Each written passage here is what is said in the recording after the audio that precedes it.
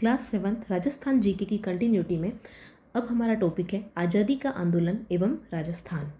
तो जिस प्रकार हमारे देश की आज़ादी के लिए यहाँ के वीरों ने, यहाँ के मातृभूमि से निस्वार्थ प्रेम करने वाले बहादुरों ने अपनी जो है जान दांव पर लगा दी और शहीद हो गए, उन लोगों की कहानियाँ, उन लोगों से संबंधित प्रश्न हम आज इस वाले टॉपिक में पढ़ने जा रहे हैं। तो देखिए, किस वर्ष मानगढ़ पहाड़ी पर अश्विन सुधी पूर्णिमा को संप सभा का अधिवेशन हुआ, वहाँ पर जहाँ पर अंग्रेज सेना ने पहाड़ी को चारों तरफ से घेर कर गोलियां चलाई। पहले तो इस क्वेश्चन से हमें 2-3 बातें पता चलती हैं कि संप सभा का जो अधिवेशन हुआ था वो कहाँ हुआ था। मानगढ़ की पहाड़ी पर हुआ था। कब हुआ था? अश्विन सुदी पूर्णिमा को हुआ था। और एक बात की, जो अंग्रेज सेना है उसने इस पहाड़ी को घेर लिया था, चारों तरफ से घेर कर गोलियां चलाई। तो जो एग्ज़ाम में क्वेश्चन आता है वो ये आता है कि कौन से नरसंहार को दूसरा सेकंड जलियांवाला बाग हत्याकांड की संज्ञा दी गई है। ठीक है, जलियांवाला बाग जो हत्याकांड हुआ था उसकी संज्ञा किसे दी गई है? तो आपको पता होना चाहिए कि ये जो अधिवेशन हुआ था इसे ही ये संज्ञा दी गई है। एग्जाम में पूछा हुआ भी क्वेश्चन है। अब यहाँ पर पूछा है कि किस वर्ष ऐसा हुआ था, तो याद रखें ये जो अधिवेशन चल रहा था ये 1913 की बात है, तो 1913 में ऐसा हुआ था। तीसरी बात ये पता होना चाहिए कि जो संप सभा है उसकी स्थापना किसने की, तो याद रखिएगा इसकी स्थापना की थी गोविंद गिरी ने। और जो गोविंद गिरी थे उन्होंने संप सभा की स्थापना कहाँ की थी, तो डूंगरपुर में की थी। अच्छा, ये भी याद होना चाहिए कि जो संप सभा है इसका बनाने का क्या उद्देश्य था, इसे स्थापित क्यों किया गया, ताकि जितने भी भील और मीणा जाति के जो आदिवासी रह रहे हैं उनको जागृत करना, ठीक है, उन्हें संगठित करना, ये इनका उद्देश्य था। क्वेश्चन है, बीकानेर प्रजामंडल की स्थापना किस वर्ष हुई थी? तो बीकानेर प्रजामंडल की स्थापना हुई थी 1936 में। और इसकी स्थापना किसने की थी? वो की थी मगाराम वैद्य ने। मगाराम वैद्य जी ने इसकी स्थापना की थी 1936 में की थी। क्वेश्चन है, किस वर्ष रणछोड़ दास गट्टानी किसकी अध्यक्षता में? रणछोड़ दास गट्टानी की अध्यक्षता में मारवाड़ लोक परिषद का गठन हुआ। ठीक है, देखिए पहले जानने वाली बात यह है कि ये जो मारवाड़ लोक परिषद थी इसका पूर्व नाम क्या था? इसका पूर्व नाम था मारवाड़ अधिकार रक्षक सभा। ठीक है, तो इसकी स्टोरी कुछ इस तरीके से है कि जो सुभाष चंद्र बोस थे, नेताजी सुभाष चंद्र बोस, वो 1938 में, कब? 1938 में मारवाड़ आए और उन्हीं की प्रेरणा से ये जो रणछोड़ दास गट्टानी जी हैं इनकी अध्यक्षता में, इनके नेतृत्व में किसकी स्थापना हुई थी, किसका गठन हुआ था? मारवाड़ लोक परिषद का गठन हुआ। ठीक है, तो जो इन्होंने परिषद का गठन किया था वो कब किया था? 1938 में। ये इसका उत्तर है। एकी आंदोलन को गति देने के लिए हजारों आदिवासी उदयपुर में एकत्रित होकर महाराणा को कितनी सूत्रीय मांग पत्र दिया? देखिए, जनरली लोग क्या करते हैं, आंदोलन करते हैं, हड़ताल करते हैं, तो वहाँ पे कुछ सूत्रीय मांग पत्र होता है कि हमारी ये मांगे, हमारी मांगे पूरी करो। ठीक है, तो यहाँ पर कितनी सूत्रीय मांग पत्र था वो आपको बताना है। तो इसका जो आंसर है वो क्या हो जाएगा? 21। एक ही आंदोलन की बात कर रहे हैं, इसको गति देने के लिए बहुत सारे आदिवासी कहाँ पर एकत्रित हुए थे? उदयपुर में एकत्रित हुए थे। जैसे कि ये एरिया जो है टीएसपी एरिया है। ठीक है, तो एकत्रित होकर महाराणा को कितने सूत्रीय मांग पत्र दिया था? तो 21। तो देखिए इस आंदोलन में होता क्या है। सबसे पहले 1917 में ये लोग क्या करते हैं, जो भी भील और गरासी जनजाति होती है वो लोग महाराणा को पत्र लिखते हैं कि ये हमें प्रॉब्लम है, ऐसी नीतियाँ और बेगारी प्रथा जो है यहाँ पर चल रही है। लेकिन 1917 में उसका कोई भी जो है समाधान नहीं होता है। तो बिजोलिया किसान जब आंदोलन होता है तो वो देखते हैं कि ये जो किसान आंदोलन कर सकते हैं तो हम क्यों नहीं कर सकते हैं। तो इसी प्रकार वापस से 1921 में क्या करते हैं, जो भील लोग होते हैं वो वापस से महाराणा को शिकायत करते हैं। तो 1921 में क्या होता है, ये आंदोलन शुरू होता है। तो इस आंदोलन का जो नेतृत्व है वो किसने किया? नेतृत्वकर्ता भी अक्सर एग्जाम में पूछ लिया जाता है। तो आप लोग याद रखें कि मोतीलाल तेजावत ने क्या किया था, इस जो आंदोलन है, एक ही आंदोलन, इसका नेतृत्व किया था। इसका एक और जो नाम है वो प्रचलन में है, दैट इज़ भोमट का भील आंदोलन। इसे क्या कहा जाता है? भोमट का भील आंदोलन भी इसे कहा जाता है। ऐसा क्यों? क्योंकि जो इसका आंदोलन क्षेत्र था वो क्या था? भोमट क्षेत्र ही था। उसके बाद क्या होता है? महात्मा गांधी जी होते हैं, वो तेजावत जी को बोलते हैं कि आत्मसमर्पण कर लो, तो वो उस समय 1929 में आत्मसमर्पण कर लेते हैं। कौन? मोतीलाल तेजावत जी। तो जब इतनी सारी बातें हमने पढ़ी ली हैं, तो अब एक चीज़ और याद रखिएगा कि इनका जो उद्देश्य होता है वो क्या होता है। इनका उद्देश्य होता है किसानों को भारी राजस्व और अनुचित श्रम से मुक्त करना। ठीक है, एक तो श्रम से मुक्त करना और एक भारी जो राजस्व होता है उससे मुक्त करना, ये इनका मेन उद्देश्य होता है। तो यहाँ पर आंकड़े क्या याद रखने हैं आपको? 21 सूत्रीय मांग पत्र और 1921 में क्या हुआ था? ये एक ही आंदोलन हुआ था। रिलेटेड आंकड़ा है, आप लोगों को याद रहेगा, एक ही। राजस्थान के किस किसान आंदोलन की चर्चा लंदन के हाउस ऑफ कॉमन्स में भी हुई थी? ठीक है, तो बात पूछ रहे हैं यहाँ पे कौन सा ऐसा किसान आंदोलन है जो ठेठ ब्रिटिश लोगों तक भी उस चीज़ को लेकर के गया। ठीक है, तो इसका आंसर हो जाएगा सीकर का किसान आंदोलन। सीकर किसान आंदोलन। और यहाँ पर एक रोचक बात, इंटरेस्टिंग बात यह है कि सीकर में जिस तरीके से अभी एजुकेशन हब है एक तरीके का, उसी तरीके से उस समय में भी वहाँ पर शिक्षा पर बहुत ज़्यादा जो है फोकस था। तो ये कब की बात है? ये है बात 1922 की। ठीक है, उस समय में जो सीकर के नए राजा बने थे वो कौन थे? ठाकुर कल्याण सिंह। और ये लोग क्या कर रहे थे? भूमि का लगान वसूल कर रहे थे। जो ठाकुर कल्याण सिंह हैं वो बहुत ही ज़्यादा जो है भूमि का लगान वसूल कर रहे थे। और ऐसे में वहाँ पर क्या हुआ? सीकर किसान आंदोलन। प्रजामंडल के संबंध में किस महानायक ने कहा कि किसी स्थान पर जन आंदोलन तभी प्रारंभ हो सकता है जब वहाँ की जनता तैयार हो? ठीक है, तो ऐसा कहा था पंडित जवाहरलाल नेहरू ने। देखिए, जैसा कि मैं पहले पिछली वीडियो में भी बता चुकी हूँ कि जितने भी क्वेश्चन हम पढ़ रहे हैं ये सभी के सभी एग्ज़ाम में कहीं ना कहीं आए हुए हैं।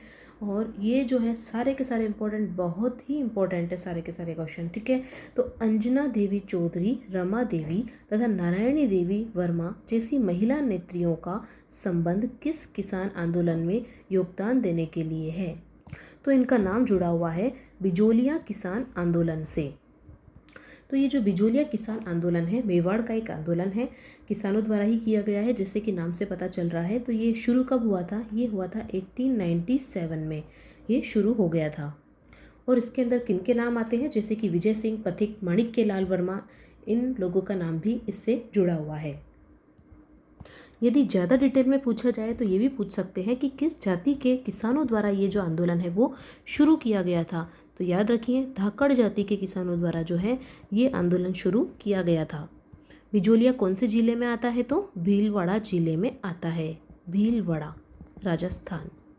तो ये जो किसान आंदोलन है जनरली इसलिए होते थे क्योंकि इनसे अनावश्यक पैसा वसूल किया जाता था। तो यहाँ पे कई प्रकार के जो कर हैं, टैक्स हैं, वो इनके ऊपर लगा दिए जाते थे, जिन्हें ये लोग जो है चुका भी नहीं पाते थे।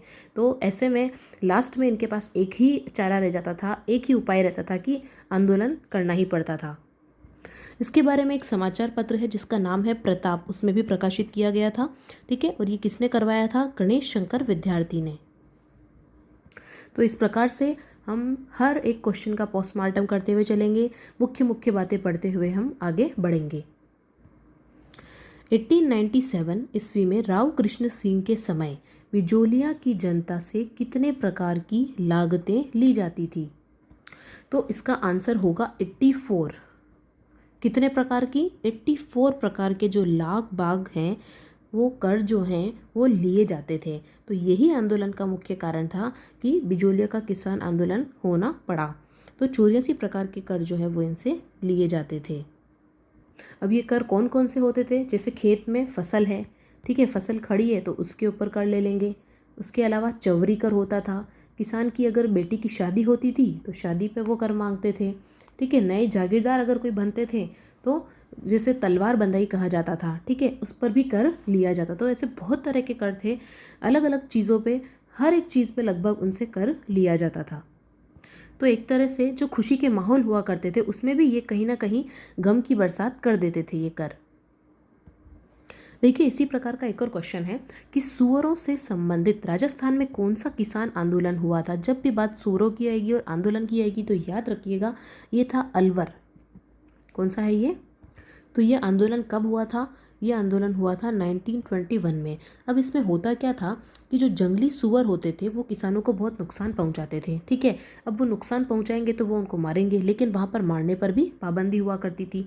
तो इसीलिए उन्होंने वहाँ पर जो है आंदोलन शुरू किया। तो अंत में क्या होता है, जो राजा होते हैं उन्हें इस आंदोलन को मानना पड़ता है और परिणाम स्वरूप क्या होता है कि सूअरों को मारने की इजाज़त दे दी जाती है। और उसके बाद वहाँ पर नेक्स्ट जो आंदोलन होता है नीमू चाणा किसान आंदोलन, वो भी शुरू होता है।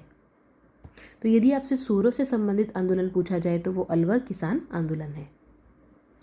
जयराम पेशा कानून किस वर्ष समाप्त हुआ? तो ये जो कानून है वो 1952 में समाप्त हुआ था। अब ये जयराम पेशा कानून था क्या?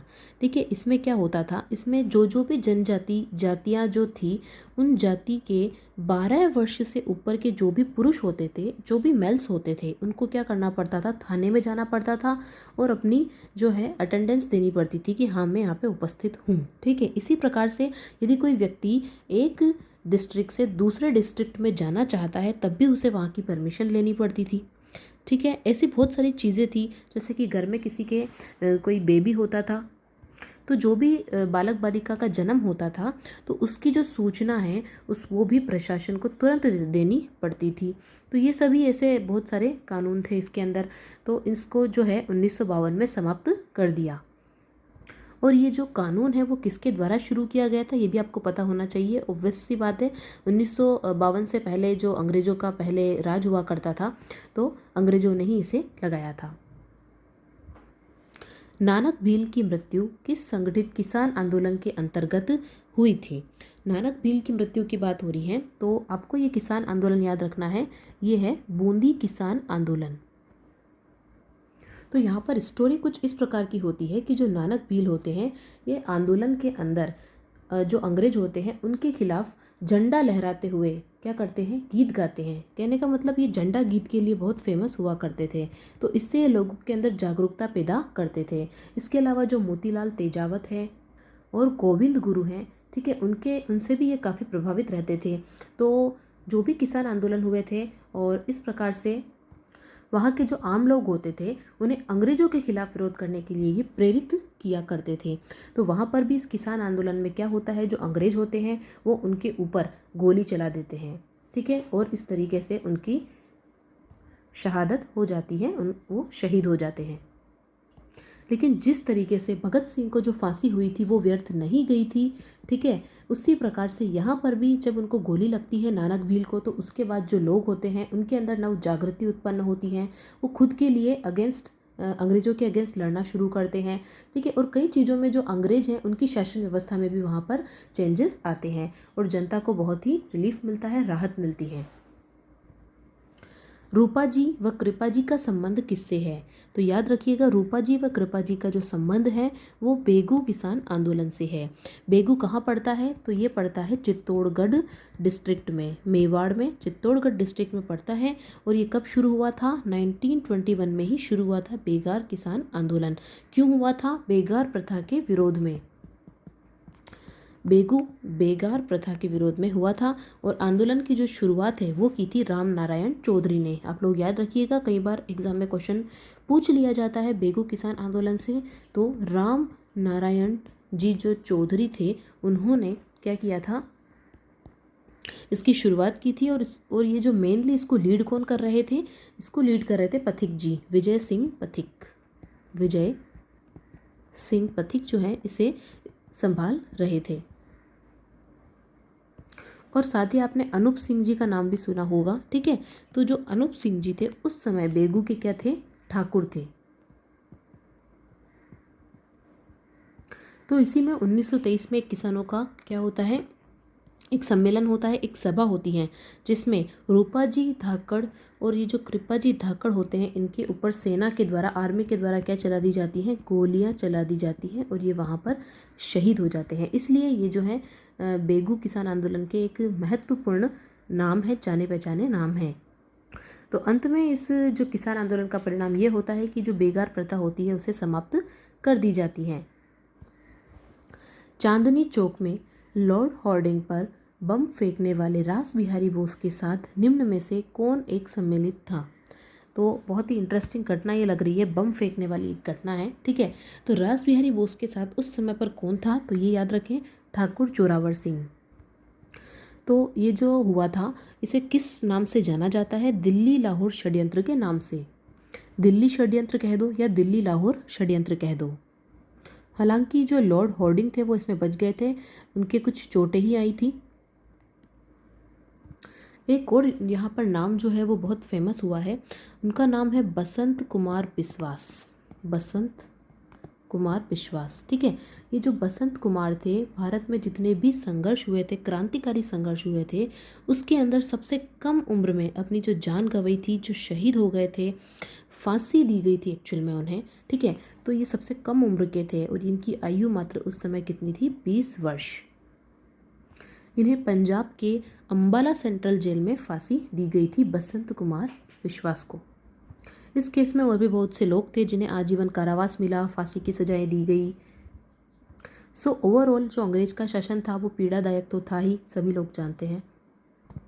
तो भारत का जो स्ट्रगल हुआ था उसकी हिस्ट्री में आप लोग ये नाम भी याद रख सकते हैं, बसंत कुमार, मात्र 20 वर्ष के, फांसी दी गई। बहुत ही इंपॉर्टेंट क्वेश्चन, कई बार एग्जाम में आ चुका है। चेतावनी राज चुंगटिया प्रसिद्ध सोरठा लिखकर मेवाड़ महाराणा को ब्रिटिश शासन के विरुद्ध सचेत किसने किया था? ठीक है, तो ये सचेत किया था केसरी सिंह बारहट ने। तो इसमें उन्होंने क्या किया है, कई प्रकार के दोहे लिखे हैं। फॉर एग्जाम्पल, जैसे कि एक दोहा है, पग पग भमिया पहाड़ धरा छांड राख्यो धर्म, महाराणा रा मेवाड़ हृदय बसिया हिंदरे। ठीक है, तो एक्चुअल में इसका हिंदी अनुवाद ये होता है कि बहुत सारी मुसीबतों के बावजूद, बहुत सारा पीड़ा सहते हुए जो मेवाड़ के महाराणा हैं वो बिना चप्पल के नंगे पैर पहाड़ों में घूमे थे। उन्होंने किसकी रोटियां खाई थी? सभी जानते हैं, घास की रोटियां खाई थी।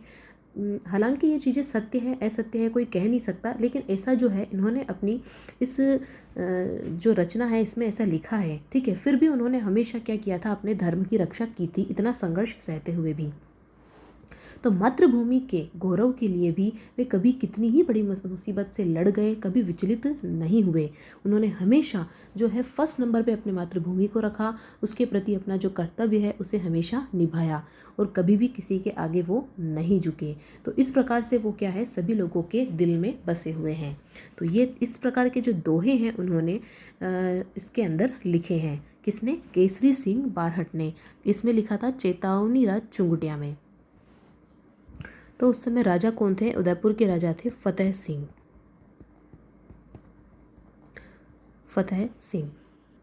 और यहाँ पर इंटरेस्टिंग बात यह है कि जो केसरी सिंह बारहट थे, कवि केसरी सिंह बारहट, ये नहीं चाहते थे कि जो फतेह सिंह है वो अंग्रेजों द्वारा बुलाई गई बैठक के अंदर जाएं, वहाँ पर सम्मिलित हुए। इसलिए उन्होंने ये जो है चेतावनी राज चुंगटिया प्रसिद्ध सोरठा उस समय लिखा था और उन्हें मना किया था कि आप वहाँ नहीं जाएं।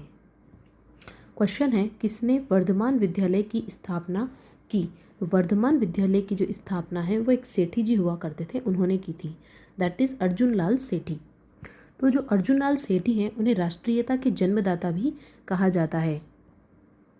ये दिगंबर जैन समाज से बिलोंग करते हैं, खंडेलवाल। ठीक है, इसके अलावा इनका जो जन्म है वो होता है जयपुर में। और इनका जन्म हुआ कब था? 1880 में। तो ये जो वर्धमान विद्यालय है ये जैन वर्धमान विद्यालय था और इसकी जो स्थापना है उन्होंने 1907 में की थी। कब की थी? 1907 में इसकी स्थापना की थी, सेम जयपुर में ही की थी। ये जो है भारत की प्रथम विद्यापीठ है।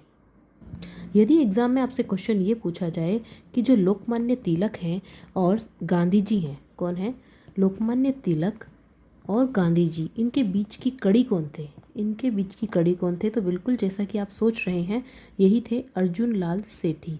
इन्हें इन दोनों के बीच की कड़ी कहा जाता है। इसके अलावा इनकी कई पुस्तकें हैं, पत्र पत्रिकाएं हैं, कई कविताएं हैं जो इन्होंने लिखी।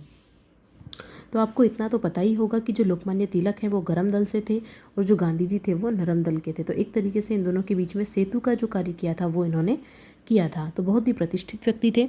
चलिए आगे बढ़ते हैं। क्वेश्चन है, विजय सिंह पथिक का जो जन्म है वो उत्तर प्रदेश के किस जिले में हुआ था? तो ये हुआ था बुलंदशहर में। बुलंदशहर।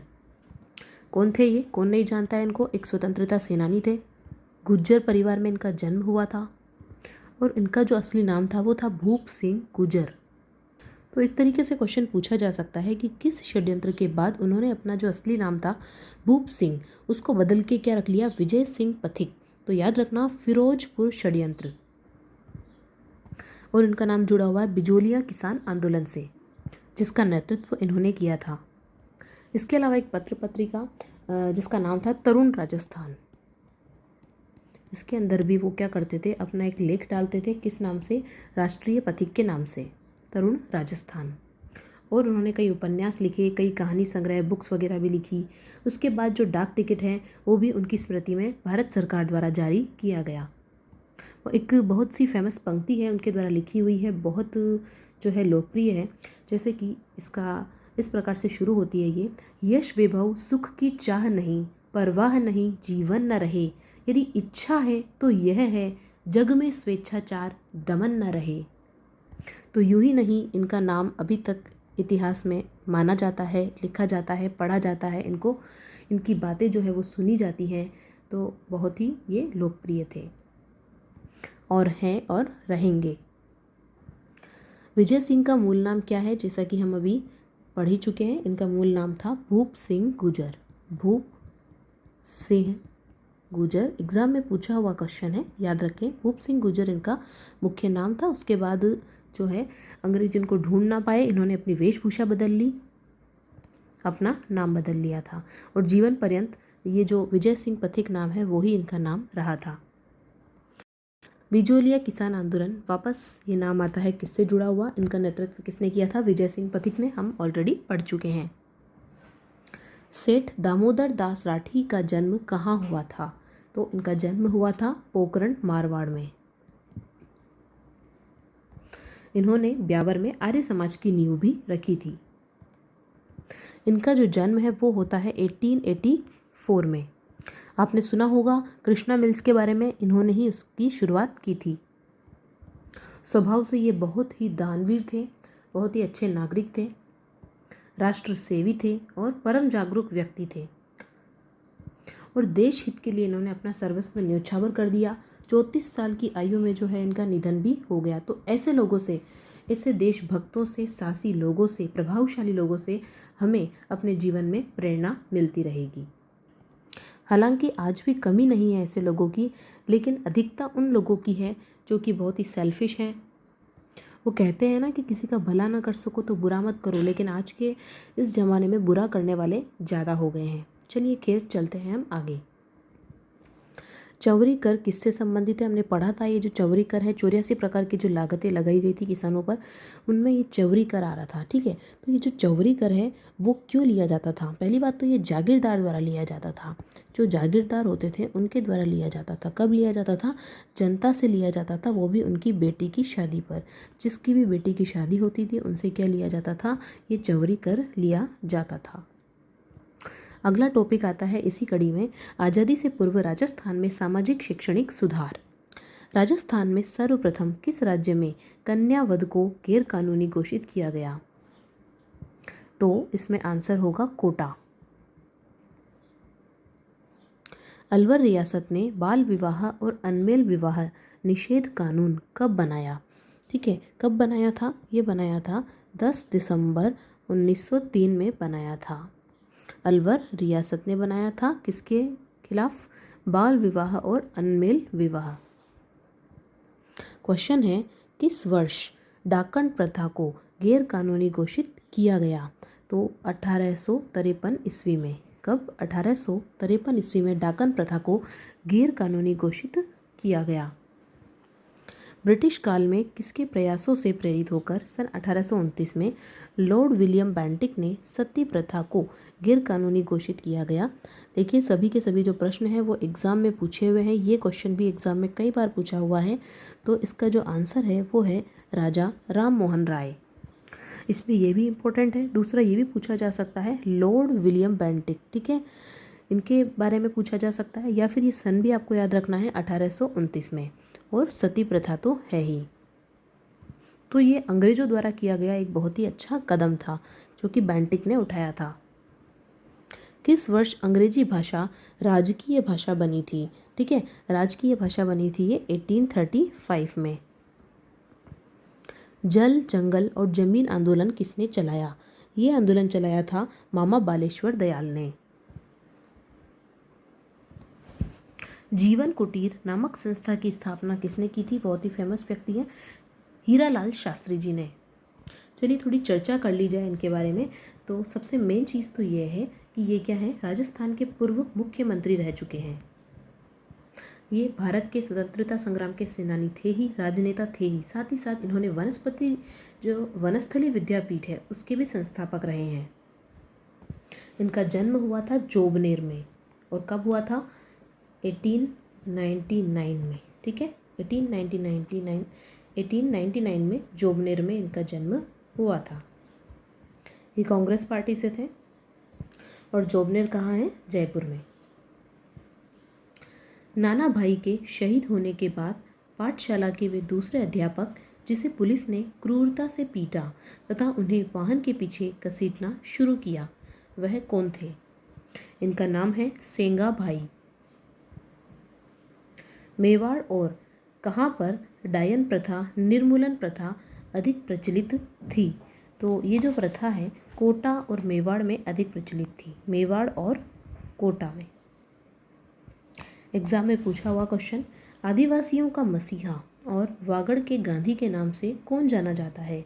तो भोगीलाल पंड्या। पढ़ ही चुके हैं ये क्वेश्चन हम।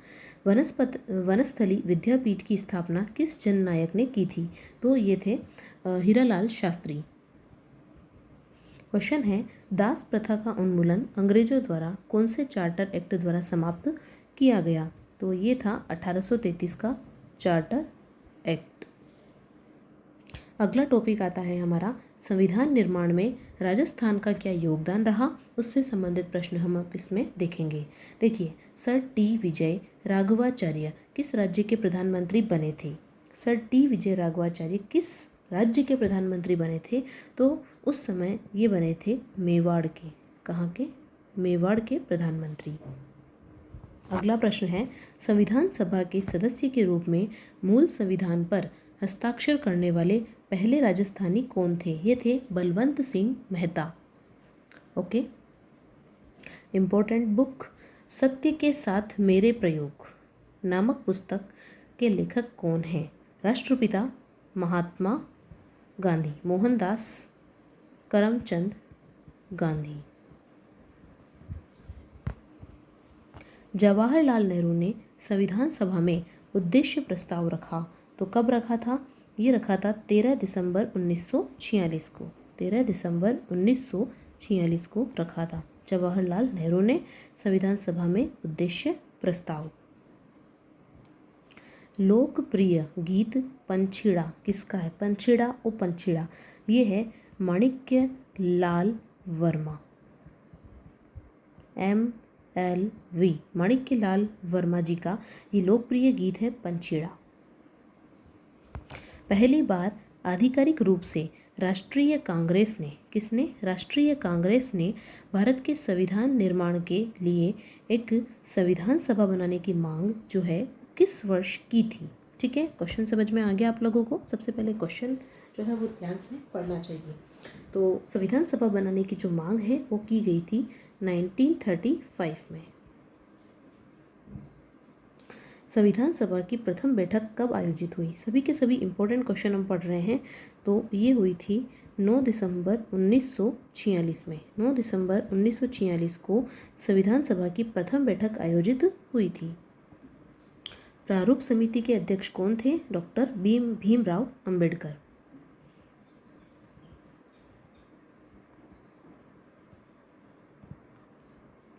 अगेन एग्जाम में पूछे हुए क्वेश्चन आ रहे हैं, ठीक है। संविधान सभा के अस्थायी अध्यक्ष कौन थे? अस्थायी अध्यक्ष बनाया गया था किन्हें? डॉक्टर सच्चिदानंद सिन्हा को। क्वेश्चन आता है, संविधान सभा के स्थायी अध्यक्ष कौन थे? अस्थायी तो थे सच्चिदानंद सिन्हा, और जब स्थायी अध्यक्ष की बात पूछेंगे तो ये है राजेंद्र प्रसाद, डॉक्टर राजेंद्र प्रसाद। ब्रिटिश सरकार ने अपने कितने मंत्रियों का एक दल भारत भेजा? ठीक है, जिसे कैबिनेट मिशन कहा जाता है। तो इसमें टोटल 3 मंत्री थे। ठीक है, 3 मंत्रियों का एक दल जो था वो भारत भेजा था। किसने भेजा था? ब्रिटिश सरकार ने, और उसे क्या कहा गया था? Cabinet mission. तो ये जो कैबिनेट मिशन है, आपको इसका सन भी याद रखना चाहिए, 1946। ठीक है, तो ये क्यों आया था? ताकि ये क्या कर सके, भारत की एकता को प्रिजर्व कर सके और जो भारत को है स्वतंत्रता दे सके। तो 1946 में ये कैबिनेट मिशन भारत आया था। प्रतिवर्ष संविधान दिवस कब मनाया जाता है? ये तो सभी को पता होगा, 15 अगस्त 26 जनवरी जो है, दोनों चीज़ें तो सभी को पता ही है। लेकिन याद रखिए, प्रतिवर्ष संविधान दिवस कब मनाया जाता है? तो ये इसका आंसर नहीं है। संविधान दिवस जो है वो 26 नवंबर को मनाया जाता है। ठीक है, 26 नवंबर कब मनाया जाता है? 26 नवंबर को। तो इस दिन संविधान दिवस क्यों मनाया जाता है? क्योंकि यहाँ पर क्या हुआ था, कई चर्चाएं हुई थी, कई संशोधन हुए थे, उसके बाद में आखिरकार संविधान को जो है वो स्वीकृत अंगीकार कर लिया गया था। ओके, उसके बाद जो है संविधान को लागू कब किया गया था? 26 जनवरी 1950 को, मतलब नवंबर से दिसंबर जनवरी 2 महीने बाद जो है इसे लागू किया गया था और अंगीकार किया गया था 26 नवंबर को। दैट्स वाई संविधान दिवस जो है वो 26 नवंबर को मनाया जाता है। राजस्थान मूल के प्रवासी बनारसी दास झुंझुनवाला किस राज्य से संविधान सभा के अध्यक्ष चुने गए थे? ठीक है, तो आंसर होगा इसका बिहार। तो यहाँ पर समाप्त होते हैं क्लास 7th के सभी इंपॉर्टेंट क्वेश्चन, जो भी उस बुक के अंदर बहुत ही ज़रूरी इंपॉर्टेंट क्वेश्चन थे जो कि एग्ज़ाम में आ सके हैं, उन सारे क्वेश्चन को हमने यहाँ पे उठाया है। एक तरीके से आपने क्लास 7th की पूरी जो बुक है सोशल साइंस की वो कंप्लीट कर ली है। अब आगे इसके बाद हम पढ़ेंगे क्लास 8th की पूरी बुक।